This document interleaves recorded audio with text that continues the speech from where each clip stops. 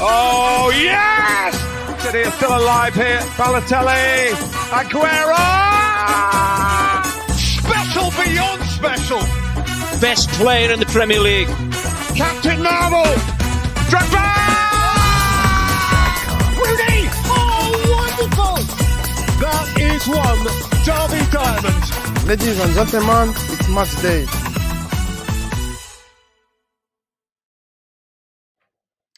What's up, guys? This is Clash of Clubs, episode 5. We had some technical difficulties, so we're running it back for this episode. Dylan is out of town in Europe, so it's going to be me and Grant running things, so it might be a little bit of a clusterfuck. Other than that, today we're just going to be doing a match recap, starting with Arsenal, and then going into the United game after that, and then some other games that we'll swing by. Yep. So with that, I want to introduce introduce Facundo Up, guys. and Aydin as our guests. Facundo's going to talk about Arsenal. Aydin's going to talk about United, and then I will let us start off with Arsenal. Yeah. Facundo, just give us your thoughts. Everywhere they go, they suck. No, I'm kidding. So I'll be honest, before the game, I was a little bit nervous because I think as Arsenal fans, we were spoiled a little bit last year. We had our roster pretty much healthy the entire year.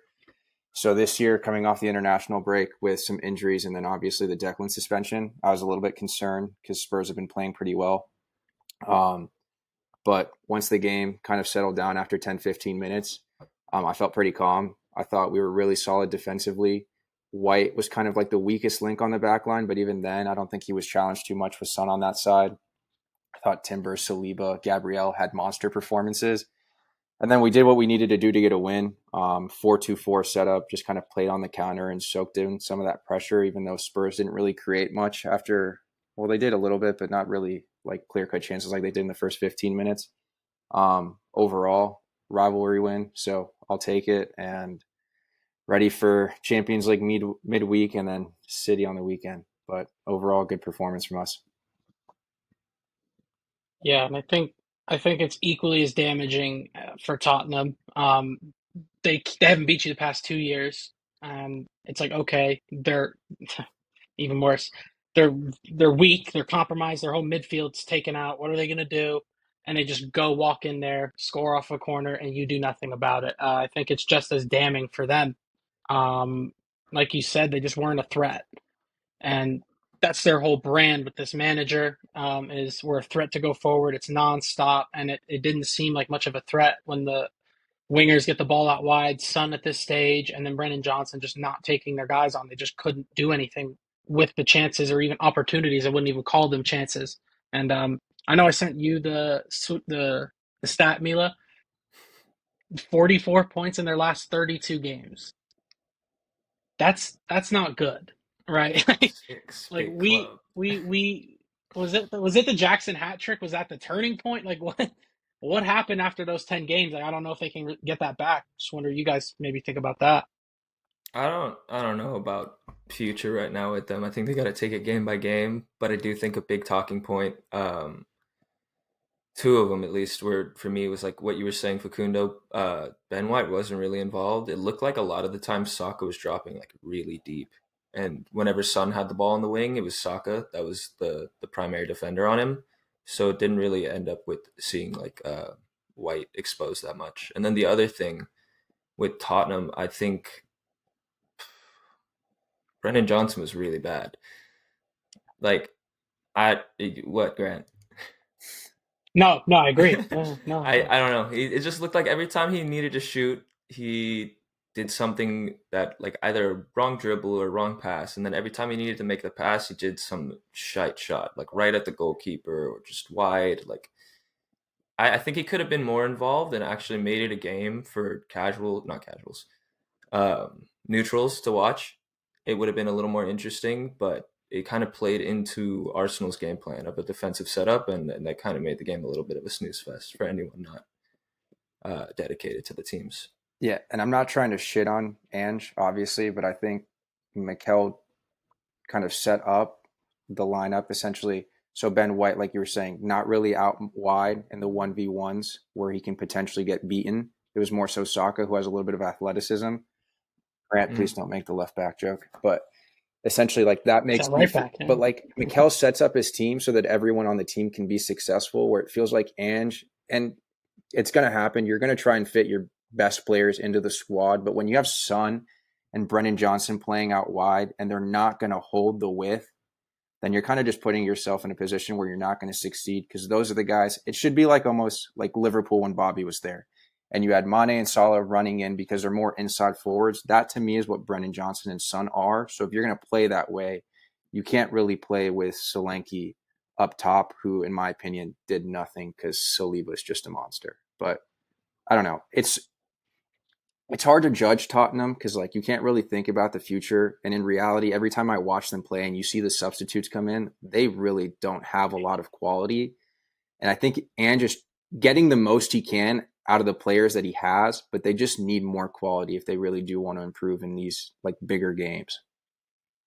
Yeah, I thought the game was over when James Madison came off for Timo Werner. It's like, what's the point? Like, what's his threat? Is he going to beat a man 1v1 out wide? No.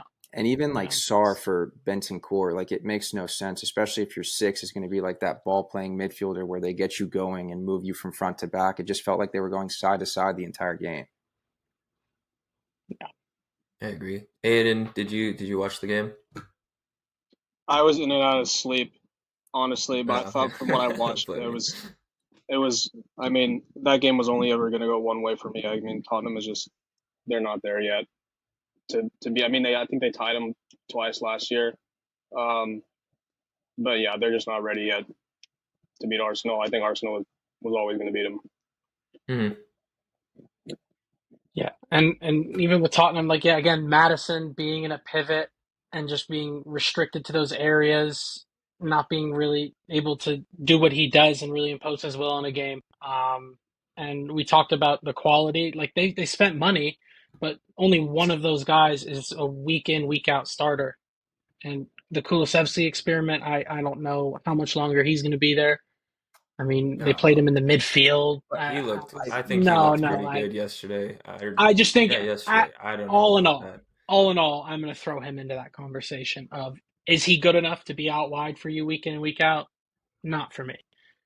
It's just tough because I don't know. Like he's done it once earlier this year where he played Kulusevski as like an attacking midfielder, like that 10 in the half space. And I think that suits him sometimes, but you can only really do that when you know you're going to dominate a team.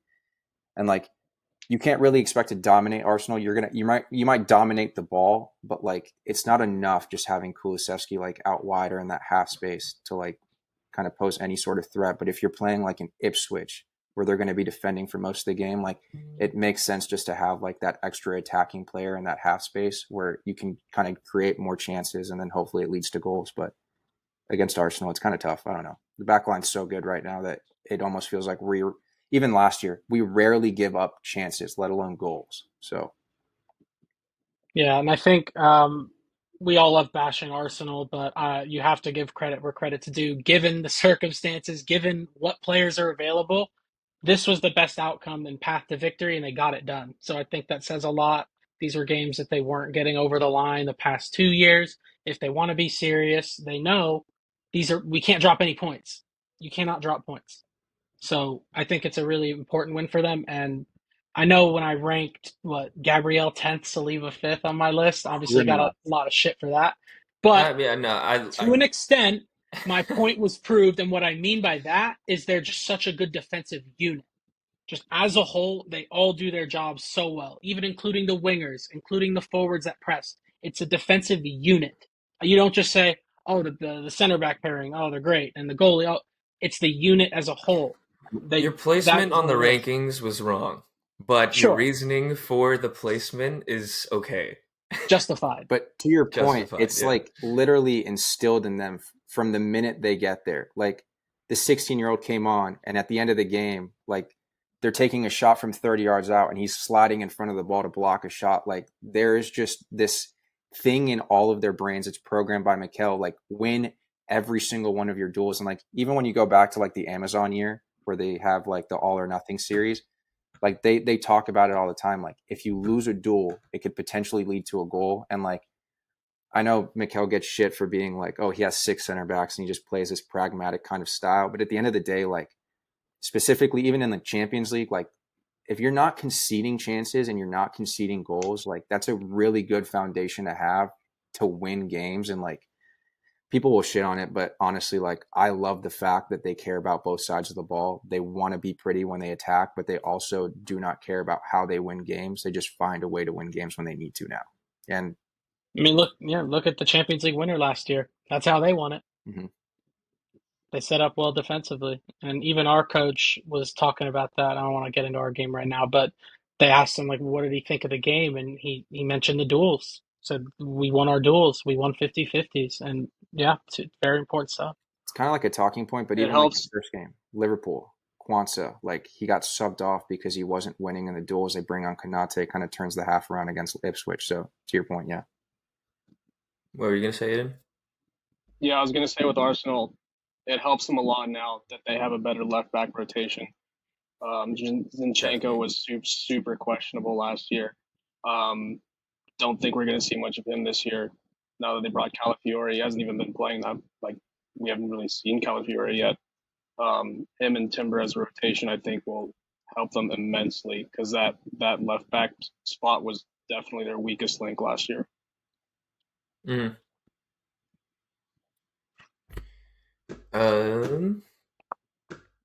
Any final points? Yeah. Any North London Derby final talking points? Or did we cover everything? Actually, okay. I do have a question. I think that setup for the weekend worked really well for a game like Tottenham.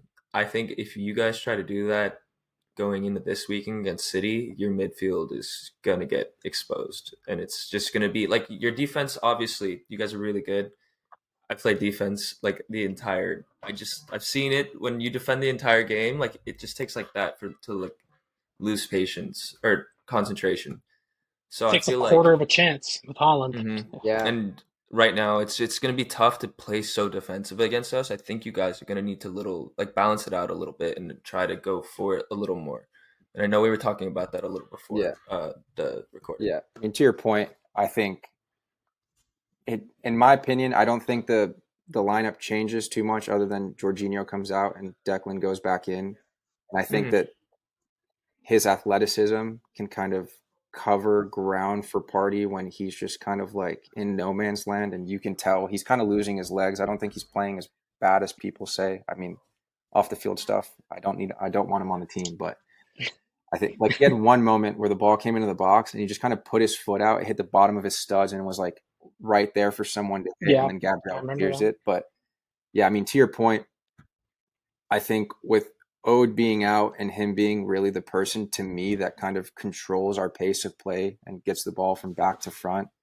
I don't know. I see kind of the same lineup. It'll be that 4-2-4. Declan goes in, gives us that little bit of extra athleticism in the midfield. And like, to your point, we can't have the same mindset that we had last year. And I think Odegaard being out kind of helps us with that, which is what we were talking about earlier. Like, you know, you're not expected to go and win at the Etihad. Your captain's not playing. Like, you should play with no fear and try and win the game. And even if you don't get a point or you don't get 3 points, like go out there and let them know that you're not scared of them. Like last year when we went to the Etihad, like we were playing for a draw and it was pretty noticeable, but like, it's just part of that progression. Like the Community Shield, people will shit on it. Like I thought that was a massive moment for us psychologically. Like even if it's like a fluke goal at the end of the game and like we went on PKs, like just beating you guys is like a massive thing for us. It was the same thing with Liverpool. Like Liverpool used to like come into the like Emirates, or we would go to the Anfield and lose 3-4-0, and it would be a cakewalk. Like we got to start getting to the point where we're the like people intimidating other people. And I don't know, you just got to play with no fear. But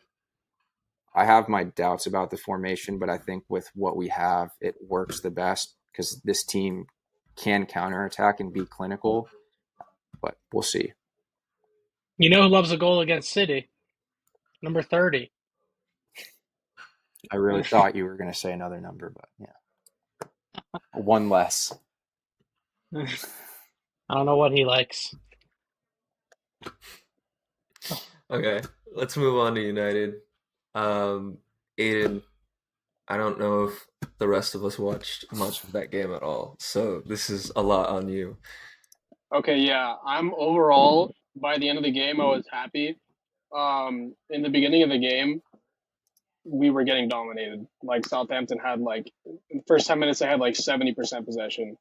Oh Um, wow, okay. which is not I think is like not abnormal for them, at least this season. I think they were saying their overall possession this season has been like 55 or 60, something like that. Um, but yeah, we got dominated for at least the first 15, and then Dallo put in that stupid tackle in the box, gave away a penalty. Um, Onana made a fantastic save, and from there was just the momentum just shifted. Um, Bruno sent in the cross, and Delict scored a brilliant header. Um, that was great to see. First goal for him. I thought he had a great game too, Delict. A lot of people talking shit about Delict. I think he's a great player. I think he's going to be an amazing player for us. Rashford got a goal, which is huge. I mean, Rashford goals for me just mean so much more. So I'm hoping that's the start of something more for him for this season. I hope he gets back to his form. So I was really happy to see that. Yeah, Bruno played really well. Rashford played really well. Ahmad, as usual, was one of the highlights. Um, didn't end up getting a goal, but I think even when he doesn't score or assist, his impact on the field is just so much. The way he carries the ball and the decisions he makes, the passes he makes, I just really like him a lot. I think with his mind, he can even play as a 10 as well. I just think he's such an intelligent player. So I'm really happy about Ahmad. Um, and then who scored? Garnacho scored the third goal. Garnacho is just always electric off the bench. And I think he should be coming off the bench. See so many people saying Garnacho should be starting. I'm happy with him coming off the bench. I think he's way better coming off the bench. Rashford, I think, should still be starting. Because I think when he's on, there's not that many better wingers in the league. Yeah, that's my opinion on Rashford. But yeah, overall, I'm pleased. I'm not 100% satisfied because, like I said in the beginning, they got dominated, and I mean I know they're playing at their stadium in Southampton, but United shouldn't be getting dominated by Southampton, at all. But overall, I was pleased with the way they played. Yeah, I love Ahmad. We've been saying that, so love to see it. How did Ogachukwu look in Southampton midfield? He was one of their brighter spots in the beginning of the game when Southampton were on the front foot. He was doing well, but yeah, after Onana made the penalty save, nothing from him. Just game flip. Hey, price went up. That's what matters.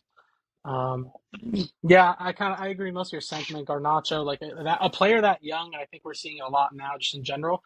Just so many minutes early on when they need time to get nurtured, and I think the same to an extent can go for Cobby. I mean, as good as he is, he shouldn't be playing every minute of every game for them. He shouldn't be, oh, if he's not playing, we're fucked. Like he should not be Exactly. put in that position at his age. I think Ugarte and Casemiro together against lower level sides, like more than enough in a midfield to Yeah, get you 3 points. So absolutely. hopefully he gets some rest. Garnacho again, talented but needs time. Come off the bench. Ahmad, I think he's gotten that time. He's gotten that process. I mean, he was on loan at Sunderland, looked amazing, and sporadically got minutes last year, showed he could play, and now this year it's time. So I think he definitely should be starting too. I think Xerxes, I didn't watch the game, but I heard he played really well. I think that's another huge pickup for you guys. He was unreal. Just to have a completely different profile to Hoyland. He does everything that Hoyland doesn't, vice versa. I think at their best, and even at certain games, you could throw them up top together. Like that can be lethal too. So interesting to see that the dynamic up top develop once Hoyland's healthy. Yeah, Definitely. definitely. Yeah, Xerxes, I forgot to mention Xerxes. He was unreal. His link up play, he should have had 2 goals. He should have scored twice. But I'm not too bummed. I mean, they still won 3-0, but the way he drops deep and the way he links up, the way he facilitates the attack. I mean, he was amazing. So I'm really happy with Xerxes as well. Forgot to mention Eriksson too. Eriksson had an amazing game. I think Forgot he was still there. Yeah, people forget about Eriksson, but he's still got it. Yeah. So essentially, with Xerxes, you're just saying like everything else but the goals is there as of right now. I think that's Definitely. going to be the story most weeks with him. That sounds familiar. It sounds like it. From what I've seen and what I've heard from the games I didn't see, he's so good at just dropping deep, getting the ball, and helping them make chances. But when it comes down to like when you need him to put the ball in the back of the net, that's probably where you'd want Hoyland to be in the positions he's getting in. The thing is, though, and that's why I think, like you said, the same chances. Yeah, that's why I think I want to see at some point when Hoyland comes back, playing them both. Probably Xerxes a little bit behind. I don't know how it's going to affect the rest of the formation, but that's something I definitely want to see. I feel like in that case, you just kind of have to drop Bruno a little deeper, and I mean him and Ugarte with a Xerxes kind of playing in behind Hoyland would make the most sense to me. Yeah. But yeah. And then the other thing that you guys were saying, I think the Garnacho thing, a big similarity to the United and Garnacho would probably be like a Duran and Villa type of thing. That you have a player in his position that is better, but like proven. So you can't take that younger guy and just throw him in. It's not fair to the younger guy. It's not fair to the guy who's proven himself and like has actually done it. And also, like, why change it if it's not broken? Like, these guys are coming on every week as super subs and getting results. So I think, like you were saying, it's perfect the way it is. He does not need to be a starter right now. I'm sure a year from now he'll be like, okay, I want to start. It's just natural progression of things. But if he's comfortable being that super sub for you guys this year, I think he'll be really good. Yeah, I think mentioned Duran. Is that a good segue? Should we talk about that game for a bit?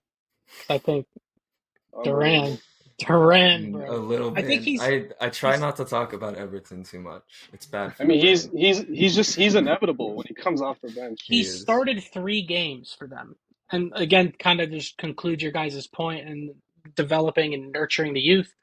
His stock has only gone up. We should have bought him for 40. If we want him next year, he's going to be at least 80. And this is all with starting 3 games and Ollie Watkins still having the year he had. So it's very simple concept where you can develop a young player without just putting this burden on them week in, week out. You have to perform. It's not a healthy way to progress. Doesn't give them the freedom to play. I mean, just look at a lot. I hate to say it, but like look at Mudryk right now. Right? Like he needed time to develop, and instead it's, hey, we're in 10th. Can you fix that? Of course not. Of course he can't fix that. Why would you expect your 100 million signing to fix everything?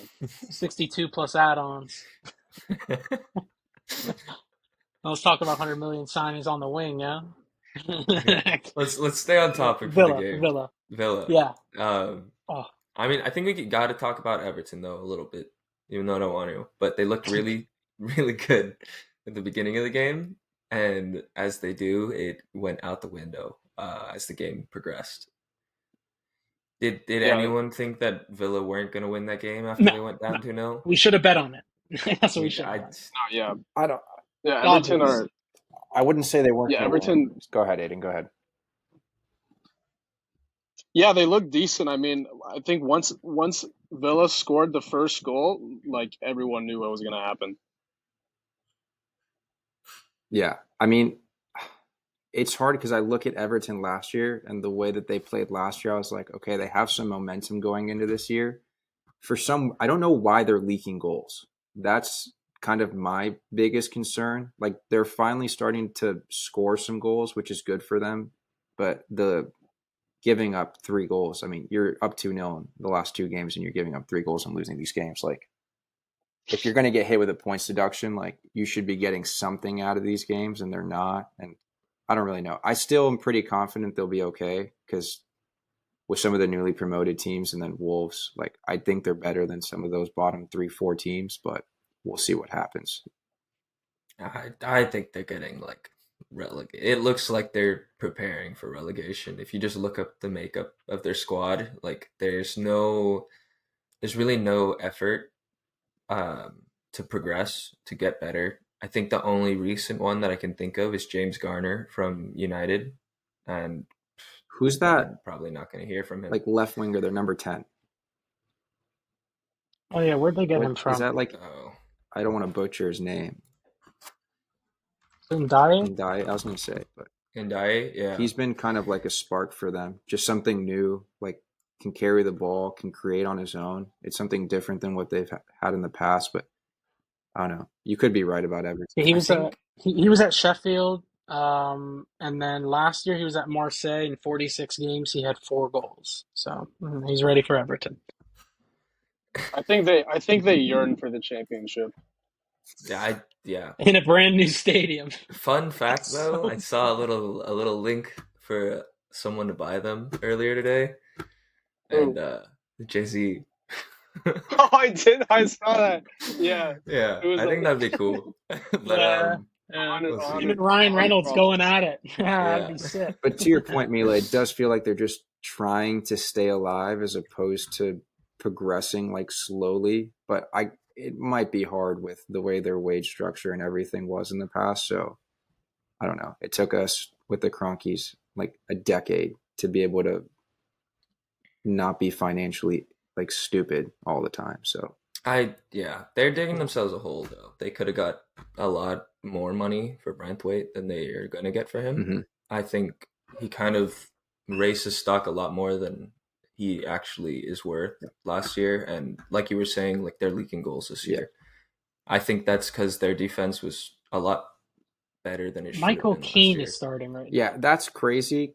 And on the United legend, that first goal where like Watkins just jumps over him, like it feels like he makes it's almost like he's ducking instead of contesting the header. I think that's one of Watkins' strong suits though, so I'll give that for Keane. And then Jack Harrison assisting the second goal for Watkins. It's a calamity. He was playing in the defense toward the end of the game though. Yeah, he was playing as like a wingback. There's an injury, right? No. They brought on another center back, but he was like in defense, like as like a right wing back almost. I see. An auxiliary defender, if you will. But yeah, not looking good for them. But I think Villa, I mean, it was a fun watch. I mean, I don't know why, like when Durant hit that, like I feel like I'm like LeBron saying like I saw that coming, but like he hit that. I'm like, oh, is he actually going to score that? And then I forgot who's in goal. Dude, it's like, oh, it's English Kepa goal. So, I mean, that was absurd. But yeah, he is forcing himself into the lineup. Ollie Watkins obviously had a great game, though. Showed like, hey, he's not done. Like, last season wasn't a fluke. But I think you might be able to play all 3 of them. And by them, I mean Morgan Rogers. I think it can work with him off to the left.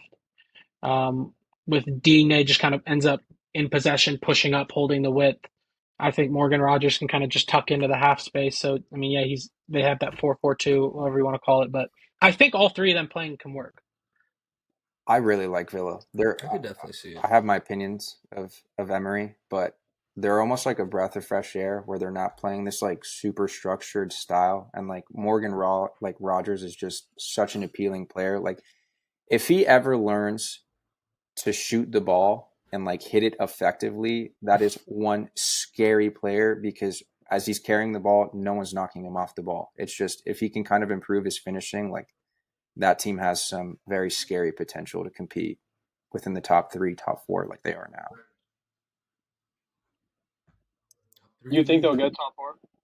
I do. I still think my top 4 is the same as what I had at the beginning of the year. Arsenal, City, Liverpool, Villa. You look at some of the other teams competing, like United doesn't look that great. Chelsea doesn't look great. Spurs doesn't look great. I know people like to talk about the Champions League, but that team is suited for the Champions League, in my opinion. Like that annoying ass mid block, and these guys are just charging at you all the time. Like they have athletes. They're a really good team. I think they'll be able to cope. And just based off everyone else, like could you name someone that probably should be in the top 4 over them based off play right now? No, I agree with you. Yeah, I think they're definitely a top 3, top 4. Not off play, just hope. I think Let's talk about Liverpool because that's a good one. What a Oh, game. Another Hudson game. Odoi. Hudson Odoi. What a finish. Yeah. Oh, I mean, you can't let him cut in. I think pretty much every goal he's ever scored in professional football has been him cutting in and bending it far corner. Like it's just what he does. And mind you, that's not me like saying he's a bad player. I really like him. I wish he was able to stay healthy and make it work with us, but he needed that move and to be able to just play with that freedom like we are talking about. Like there's not this pressure of you need to succeed here quickly or you're done. He can just go play. And go do your thing at left wing. There's no one better than him at that position on that team. So when he's able to just go in and play freely, I mean, you see it. I mean, they got their 1-0, but it didn't feel undeserved for me. They took their chances that they got. And again, they're going to Anfield as Nottingham Forest. They're going to go, they're going to get a low block, and they're going to have to take their chances. And even before the goal, they were breaking really well. And Morgan Gibbs White, really good game. And yeah, I think they fully earned Class. that win. They fully earned that win.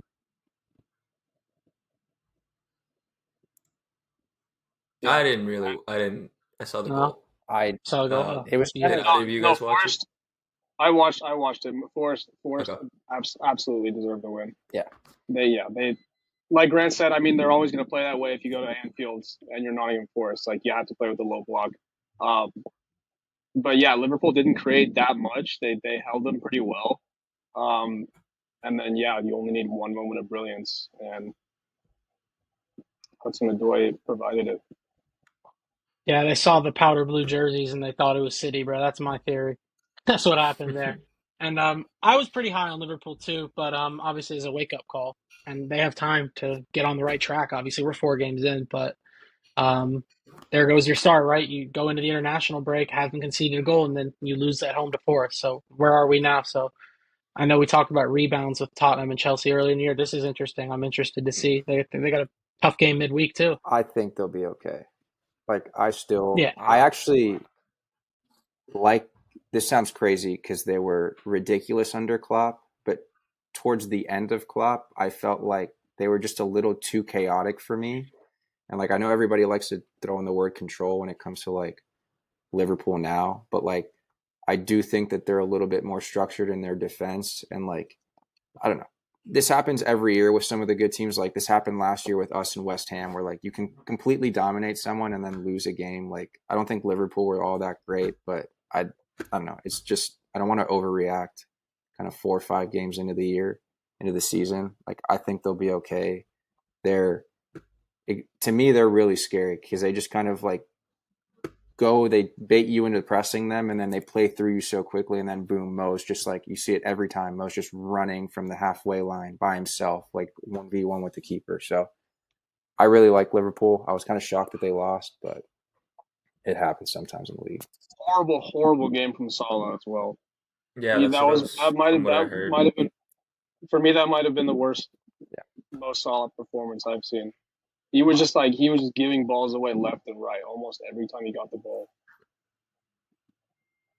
I mean, from what I've heard and seen, just looking at like the way the game went, it seemed like the wingers and Jota were just uninvolved or not being able to make the impact that they normally do, and that's probably just going to be how it is for Liverpool this season. I think, well, their guys are consistent, but they're not going to win you games that much. So it's going to be one of those 3 that needs to do something every game, and that's probably why I don't have them in my top 5. I have them getting 6th. Yeah, Liverpool 6th? Yeah. I think their lack of depth is going to really hurt, and I think they were really timid in the transfer market. So I don't know. I called them out in our last episode. Unfortunately, the world does not get to hear my absurd takes because that never is going to come out. But I basically said that like they didn't really play anyone up until Nottingham. Yeah. I didn't even think Nottingham were going to be the one that was going to be like the test game. I think United are still trying to get firing. So that United is better than the rest of them argument goes out the window for me. I really don't think they've played anyone yet. So I think they have Palace and Chelsea back-to-back weeks coming up. That's going to be tough. I don't know. I think it can be really hard for them. And if there's a day where 2 of their attackers aren't performing, they're probably going to drop points.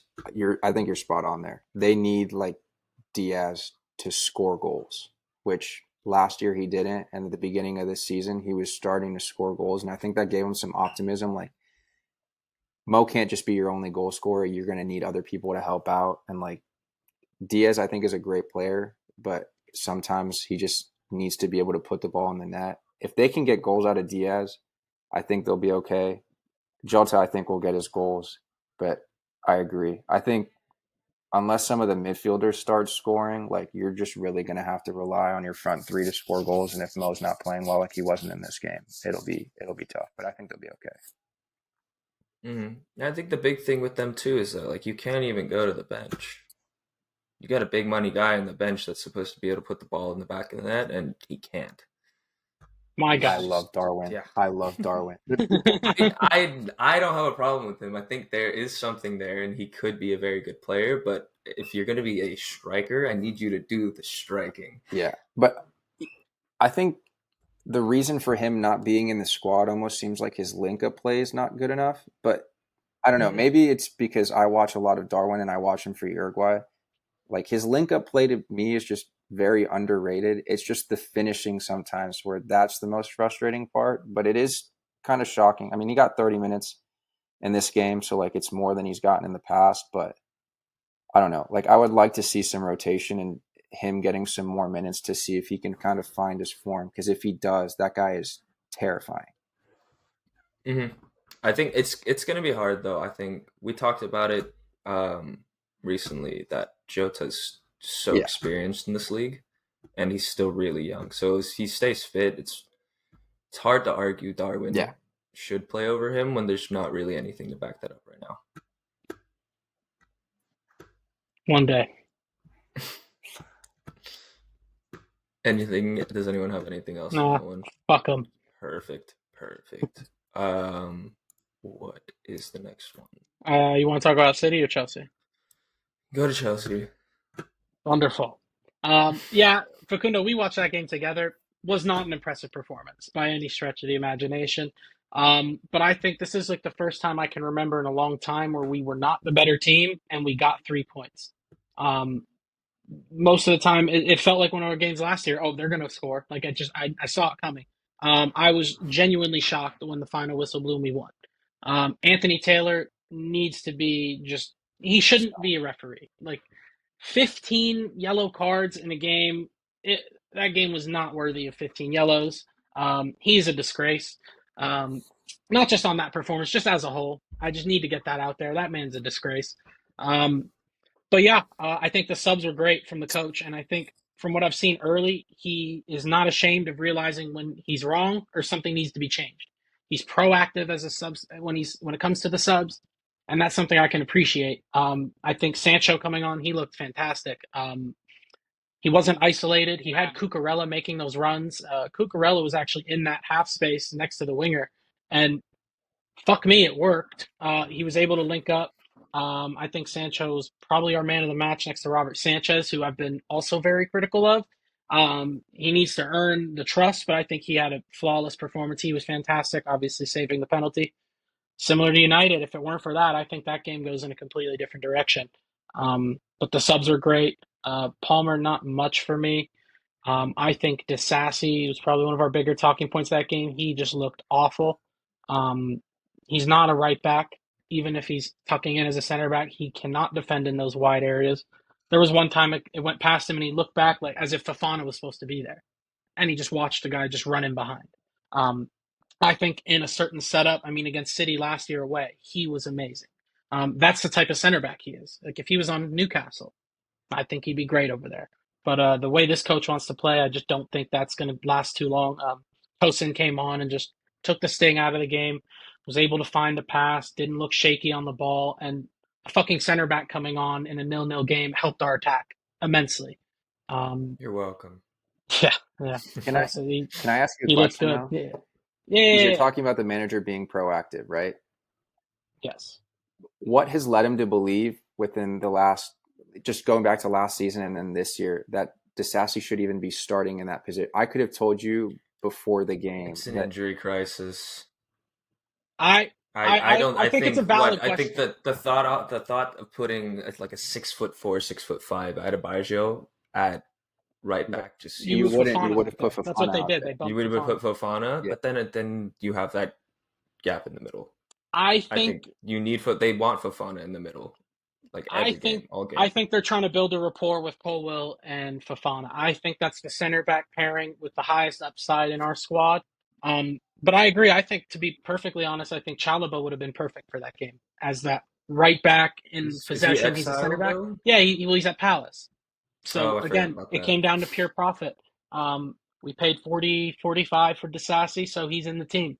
But yeah, he's not a wide center back. I think Tosin, to be fair to him, wouldn't have done great in that position as well, defending wide spaces, because that's not the player he is. But came on, did well. I think Madueke's okay game, nothing crazy. I don't have too much bad to say, and I think in Cuckoo, that's what he does. That's the player he is, and I think honestly I don't want to overreact, but I think he's probably the one that should be playing up top along with Jackson in terms of who's going to be playing as our starting nine. Because Jackson, I think, does everything very well, bar the finishing. And Nkunku is just clinical. Anytime he's in that space, he will find the back of the net.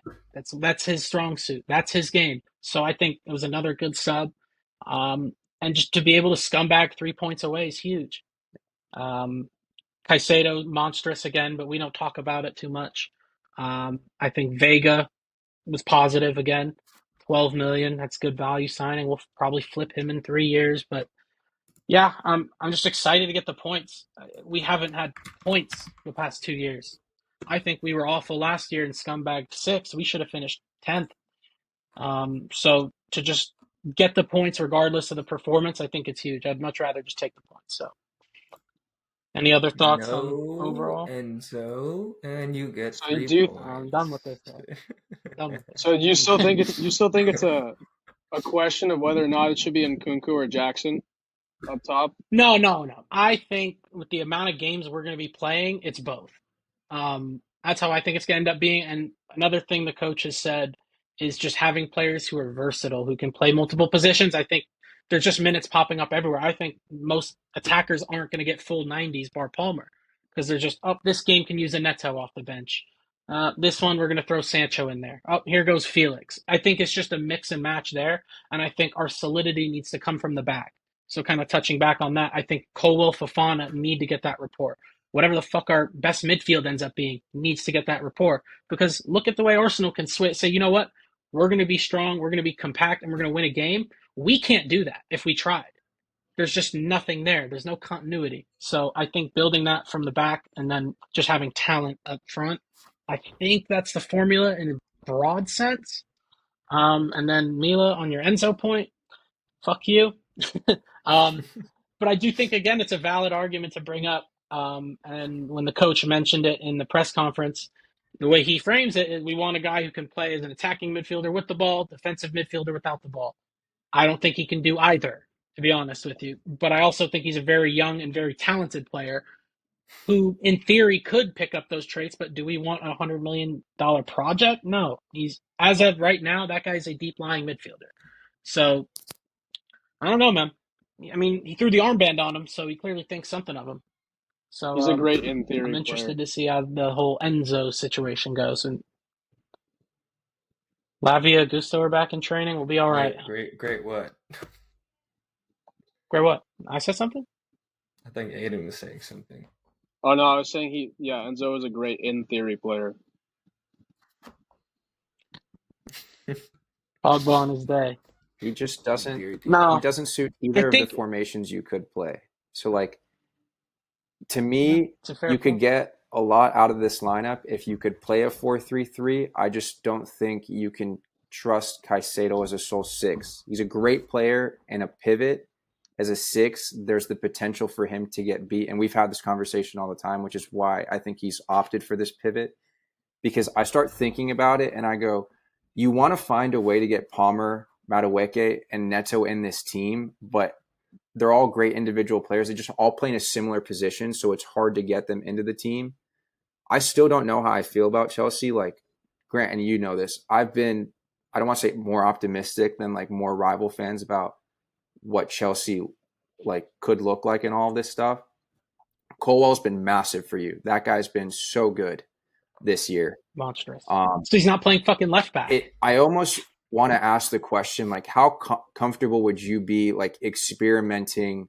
Because I don't think Neto or anyone really feels too confident on the left-hand side right now. Like, how confident would you be putting Nico there and trying Nkunku as the 9, and then maybe like Palmer 10, Madueke or Neto out wide? No problem.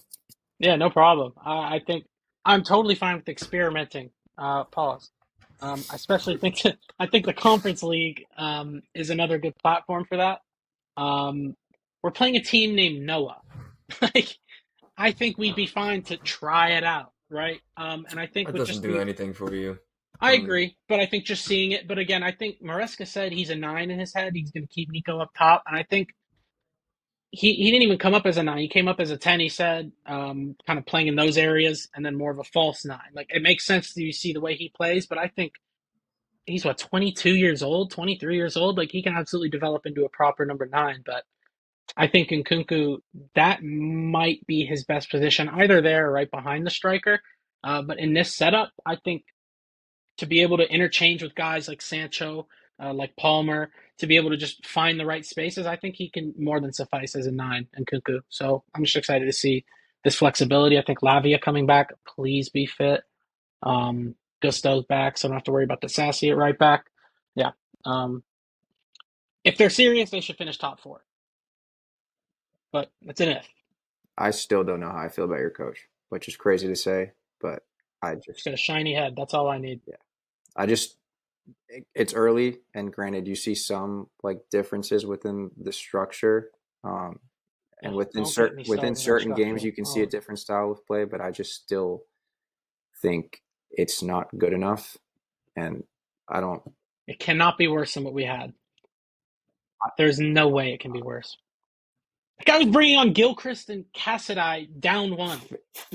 Player-wise, yeah, but I just think the results and the way you're playing is still the same. Like, you're not imposing, like, you have so much quality on the pitch and you're not imposing yourself whatsoever. And I just think that, like, even basic things with the way you're setting up, like Cucurella playing in that half space, like, maybe I just disagree. I didn't think he was very effective in that position. It felt like when Felix and Nkunku came on the pitch, they combined with Sancho a little bit more in that area and were able to kind of create and kind of cause some havoc in that space. But I don't think Cucurella like did much. I almost like just think he had there were a few times where Sancho kind of had the ball. He makes that run. He plays it in. Cucurella finds the cross. I think there was one he put across goal past 2 or 3 guys that probably in my head should have gotten put in. But yeah, I definitely think given the squad profile, there's better players suited for that position. I just think it was more of a, we don't have anyone available. This is how we're going to run it. And I think to just be able to link up, and I think to your point, to just kind of answer your question, you're right. Like, sometimes it just doesn't look fluid, but I think there's not much to go off of. So I'll just go off the Wolves game. I think in the first half, they looked poor. And in the second half, they just rattled off 4. Mind you, that's a Wolves team. That win probably doesn't age that well. Don't think they do that well this year. But I think the moral of that is it's a process. And to get more specific, these players need to play with each other more. They need to get minutes on the pitch together to see, like, for example, Madueke, Palmer, they've come up the England youth system playing together. You can clearly see there's a rapport there. They know, okay, he likes to run here, and they're playing 1-2s. They understand each other's game, and other guys, like, they just don't have that. So I think this group of players just needs to keep playing together, keep growing together, and that's when we'll get those questions really answered. Yeah. Once he solidifies the back line, I think that'll give you a better idea, which he's already kind of doing. Like, there's some consistency back there, Cucurella, Colwell, and Fofana. Obviously, when Reese or Malo Gusto come back, that's a different story. Another setback for my goat. Yeah. I don't know. There's just moments where I'm like, sometimes, and granted, you talked about versatility and it's important, and most teams are kind of solving the puzzle of like how to play over a long season by having like guys that are versatile and can play multiple positions and stuff. I don't know. Sometimes Cucurella inverts doesn't necessarily look that great. Sometimes he overlaps and there's just no consistency there. So it's just hard for players to kind of gain any momentum. But I think genuinely, once you fix your left-hand side a little bit, you can be a better team. But that left-hand side just is not that great right now. Yeah. Yeah, the left-hand side. I mean, especially when Palmer's the one that likes to drift out as the 10 and play with Madueke on the right-hand side. That's where most of our dangers come from, and our recent run of form going back to last year. So I think, like you said, like if it's Mudryk, it's Sterling, fucking Chilwell out there, like horrific. So yeah, hopefully we get that sorted. We probably talked enough about Chelsea. Yeah, Give Bournemouth credit. That's a Amelia, you're really good muted. team. They Yeah, are. Thank you, Bournemouth are a sir. good They team. are really exciting to watch. Yeah, Yeah, I think they played really well. I think the only thing we need to talk about Chelsea before moving on is that Reece James has had another setback in his injury recovery. I texted you about it, Grant, but of do course, you mate. want to talk about it a little? It's Just a quick. heartbreaking, man. It sucks.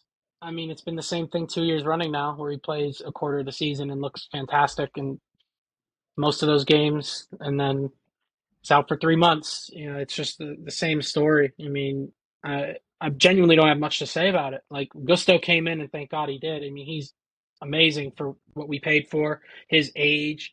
To be able to just come in this league and look comfortable. Mind you, he started off this season pretty slow, but his versatility and just ability for me is otherworldly, and to be able to have him is a luxury. But I still think Reece James on his day, which is I haven't seen in a while now, just because he's always hurt. He's the best right back in the world for me. I don't think anyone can touch him. And just he can do everything. He can do absolutely everything. But the more he misses time, the less likely he's going to be able to run up and down the right hand side for 90 minutes, right? I mean, he's had how many hamstring injuries? So it just gets worse and worse with the injury bug, and you just feel horrible for the guy. He came up his whole career, wears the armband, and just can't stay on the field, man. It sucks. Fucking sucks. Uh, with Gusto in the squad and recurring injuries, all that. Also, the fact that James takes up a lot of money on your guys' payroll. Where would you sell him? Nah, nah. I can't. I can't. And mind you, from your perspective, you might be right. It makes the most sense I given what you understand have the there. sentimentality You behind just it. can't. You can't. He's a fucking captain. You have to give him a I fucking chance. But again, if it's he's not another year, on pitch. if it's another year and if he plays 15 games this year, 10 games this year, we'll have that conversation at the end of the year. But I definitely wouldn't entertain that right now, especially obviously a window just passed. I Um, think the only reason I say this mm, is I think you guys can still get decent money for him. He's not he's not too far gone. If he had maybe a change of scenery, less rigorous league, I think he could still play. oh, Might for have to change sure. his position a little, like we were talking about, but I Yeah. think you guys can get a good amount of money for him in the coming either January or the summer window. You can't sell your captain in January. Bro, he's not a captain. He's a fucking brand ambassador right now. I agree, but then Like, I don't think it's even on the table for him to be sold. So that's why I guess I'm not even entertaining it. But I mean, 2 years ago, when I was talking to you about him, I was like, fuck, I hope Madrid don't come in. And now it's like, I just want him to play against Barnsley. You know what I mean? Like, I just want to see him fucking play. mm, Um, I mean, yeah, if Gusto plays every game this year, looks fucking amazing, you might have a conversation, because if he's the one that says, I need to go and play every day, that's a fucking dilemma, right? So I won't even entertain the conversation now, just out of respect for our player, but I totally understand where you're coming from. This is coming yeah, from the pure that's fair. profit, sell all of our academy guys. Not him. Not him. You can have Chalaba next summer, damn it, but not him. All right. Oh, Last game. Actually, quick Brighton Ipswich.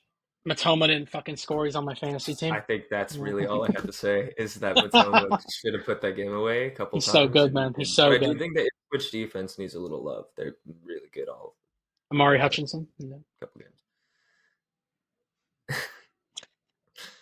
All right. Good. Done with that. I just had to get that out. Yeah, of course. For City, I didn't really have much to say. I think it was pretty straightforward. Brentford fucking came out firing. First 10 minutes we could have been down 4-0. The game could have been put away. Wissa got hurt at the 45th. I think that definitely hurt them. Really unfortunate. He Out just for got his 3 months. ankle Yeah. set. Yeah. Holland is a robot. we talk about him every time. I don't think I need to say much more. This is what sucks about me doing my recaps is that they're really short all the time. Oh, Stones played. Stones looked really bad. That's what the In my ratings are opinion. saying. Yeah. Stones. Oh, Walker. Oh, welcome Dude. back, King. Speaking of fucking brand ambassadors, that guy needs to not see the He's not a field. great ambassador for your brand. That's the problem. That's also the issue. The big thing with him though is that we don't want Rico at the team. So we had to put in this guy that's on a buttload of money to go play in his position, and we had to move our guy that's been probably one of the best players on our team to the left back. And who he's took his England injuring spot? on that spot. Yeah. I think Rico didn't play as well as the other games, but that's just because of what his role was being asked to do with Walker in the team. Stones with Walker, I think a little bit with them not playing well is that they really didn't see the pitch the past couple months, so they're kind of getting up to speed a bit. Stones more so, where he was just couldn't find a spot last year, and the injuries. So that was the main thing I took away from them. I don't know. Brentford just looked really good. That was honestly the biggest thing. I think they're a young team. They're dangerous. I think they'll be okay without Wissa. He's been really good, but they I got other think people to step you up got to with. introduce Carvalho if he can get in the team. I think from the Mm. sparks I've seen with him, he's definitely a talented player. So yeah, see him. I think Shada is also a good young player for them. If they can get him I think integrated as he's more well. likely to play than Carvalho. They just need like athleticism moving forward. Like Brentford play City pretty well every time I watch them play, and it's just Yep. really solid defensively. And how quick can you get on them? Not to bring it back to Arsenal, but I think Arsenal's game plan will probably be similar to that next week. But yeah, they're really good. I love Brentford. I mean, with them too, every time we fucking play them, Flecken looks really Yeah. good, and it's really annoying. It's probably like my least favorite goalie in the Prem for that reason. But yeah, Rodri's back. How'd that look? dude, he's Rodri. Yeah, He's fair enough. perfect. He's beautiful. Mila, would you say this is the Um, not the worst because you guys have been like firing on all cylinders since the season started, but like two questions. One, has this been the worst you've looked since the start of the season? And two, like what do you make of you guys like starting off so hot, whereas in like previous seasons you've started a little bit slower? Like yeah. For the first one, I think it was the worst we've played all season, but we haven't had that many games. We're definitely going to have terrible games worse than that. It wasn't even that we looked bad, in my opinion. I think there were certain players. Walker's always a little lost. Stones looked a little off the pace. Gundo kind of looked slow. But those were decisions that Pep made prior to the game, and he decided to take out our consistent guys in those positions. I think he wanted to rest him for Inter. So you got Diaz that didn't play. You had Gavardio that didn't play. And then some of the attacking guys that didn't play. Foden even didn't touch the pitch yet. Like, I think we're not even up to full gear. And I think going into the second question, that's kind of the big thing for me is that we are firing and we don't normally do that, but we're not even in full gear yet. Rodri's barely. I don't even think he's seen a 90 combined. So, and Foden hasn't seen the pitch. He was the PFA Player of the Year last year. Like, I can't even say what we're gonna look like because if you tell me that we're gonna have a Doku or a Grealish has looked fucking immense since he's come back. So either one of them on the left with a KDB who's willing to swinging crosses for whoever. You got Foden also in there. Rico's making those runs into that little right half space. And then you have a Savinho or a Bob when he's back on the right side. Like that, that's scary to me. And I'm excited. is Bernardo That playing freak up midfield? top. Yeah. Yeah, I think he's going to be primarily a midfielder this year. What do you think of Rotational piece. granted it's a small sample size, like Holland without Foden versus having Foden in the team? Does that make a difference for you? I really don't think so. I mean, I've seen them both put up a hat trick against United. Like, they clearly can do it together. I think the big thing with Haaland, though, and he's talked about it a lot this season, is that he feels like normal. Not even just like great. Like, he just feels not hurt. And like, he's already doing crazy stuff with those little knocks here and there. If he's feeling good and ready to go every week, and he's going to do like that move that he did on Pinnock. Like, Pinnock's no scrub. Like, he bitched him, and it was a really high intelligent move from a guy like him. So I think if he does that type of stuff, it really doesn't matter who's behind him. Foden's only going to draw a little more attention away from Haaland, if anything. People are going to have to worry about that signature long shot now, and might have the defense step up a bit for that, and then it's going to open up some spaces. So I'm not worried about it at all. It's just so boring, man. What are you gonna do? He almost scored 3 hat tricks in a row. Like, I know. that's so. You know what the ridiculous. best line? And he could have got it. You know what He could have the got best line I've heard all weekend? One of the Robbies after the Arsenal match said, "City has Erling Haaland, Arsenal has set pieces." Oh my god, man. Set piece. Real. merchants. it. Hey, Hey, you gotta if do we're what on you gotta pace do. for 86 set piece goals, I'll be happy, but that's not happening. That'd be so funny. Oh, it'd be gross. Well, Did we miss anything? Newcastle beat Wolves. Do we want to preview the big game or no? I'm being selfish. We might just do a 'cause I'm smaller. never being We might. to this, but No. We might. Matter of fact, we should probably. We can just do a match preview on its own. Yeah. That way we don't. That way we Just don't. like a rush shorter it. match preview. Yeah, so we don't have to squeeze it in. You know what I mean? Yeah, I'm with that. We could do that in the middle of the week, probably. Oh wait, I'm gonna stop the recording then. Thank you guys. This has been Clash of Clubs. And yeah. Two words for him. Different gravy. Glorious goal! Wreathed in red. We're really seeing the most extraordinary finish here. On this day of days, has he delivered? Just magnificent! Potentially life-changing! That's football. Minute you let it under your skin, then you begin to make it better.